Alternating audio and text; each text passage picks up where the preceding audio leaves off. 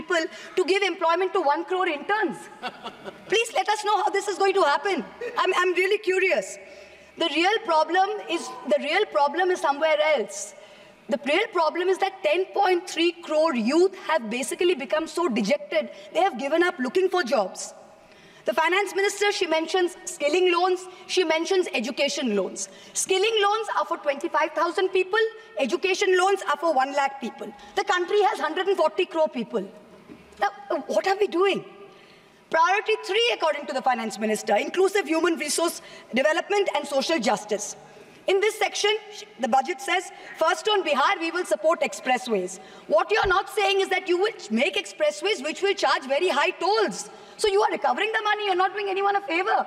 You're charging back-breaking tolls.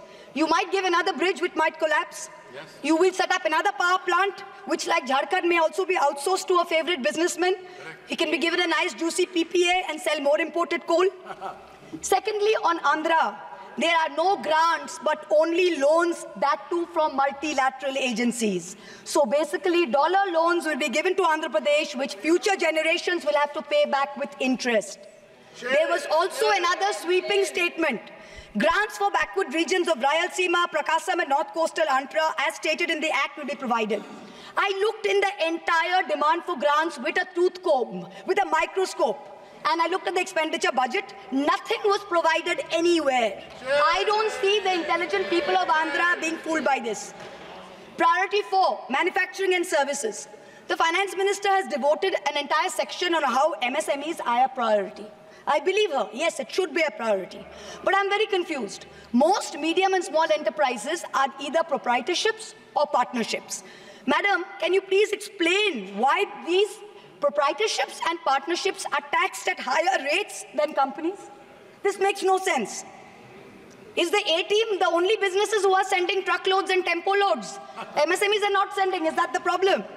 And also the government needs to get rid of the bizarre 29A of the Insolvency and Bankruptcy Code, because it is killing companies that are in trouble. It does not allow promoters to propose a resolution plan. As long as we have this code, promoters cannot propose a resolution plan. We need to get rid of this. Priority 5 in the finance minister's speech, urban development. The Prime Minister had said every citizen will get a house by 2022. We are now in 2024 and we are still making allocation for 3 crore more houses. Yes. Can you please tell us how many more houses we need and when it's going to be done? Let's get this over with. 2047. Priority 6, energy security. The less I speak about this, the better it is. Energy security is security for best friends. It's created by allowing best friends to import low-grade quality coal, mark it up as high-grade quality coal, and sell it to state development corporations at the cost of the country's environment, at the cost of the health of our citizens. Priority 7, the finance minister said, was infrastructure. She announced in a true style of Shagun that she's gifting the nation 1,11,111 crores. 111,111. This is flat on last year. Sadly, most of this will go towards crony capitalists. You'll make roads that have potholes, you'll have airports that leak, you will have bridges that fall out, and the taxpayer will pay for this. The budget speaks of private sector participation. But remember one thing, they bid out 6 airports to one company for a fee to be paid by the government. Then they created a policy that allows the regulator to keep increasing the user development fee. So actually, it's the flying public of India that are paying for this. Priority 8. Innovation, research and development. Grand words, these are just grand words. The finance minister seems to have forgotten that most entrepreneurs register their product and software IPs in foreign countries like the US, since IP registration system for patents is a complete failure in our country. Unless you fix patent registration, this is not going to happen. The last priority she talks about is next generation reforms. This is also another Jamla. She says, I propose to earmark a significant part of a 50-year interest-free loan for competitive federalism. So this is double speak. We'll keep this money in our pocket. If Nitish ji and Chandrababu ji see through our Jumla and they make a big fuss, we'll have some additional funds to keep them happy and to keep the government going.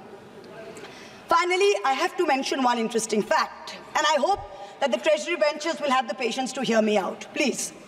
I wholly agree with the Finance Minister on one thing.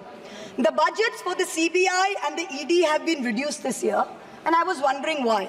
Is it because the voters didn't like the fact that you were using the CBI and the ED to go after the opposition and file fake affidavits? Or is it because you have outsourced the CBI and the ED completely to a businessman in Ahmedabad who's controlling the whole thing? Why have you reduced it? Number one, the former Maharashtra Home Minister highlighted how BJP leaders and agencies have threatened him to filing a fake affidavit. In the case of Sandesh Khale in West Bengal, the women have confirmed on video that BJP leaders forced them to file fake statements. Similarly, I'm told in my matter, Mr. Adani on October 16, 2023, got my friend to his office in Ahmedabad and threatened him with dire consequences to file a fake affidavit. Actually, it was Mr. Adani's in-law, Mr. Cyril Shroff, who filed the fake affidavit and forced him to sign it.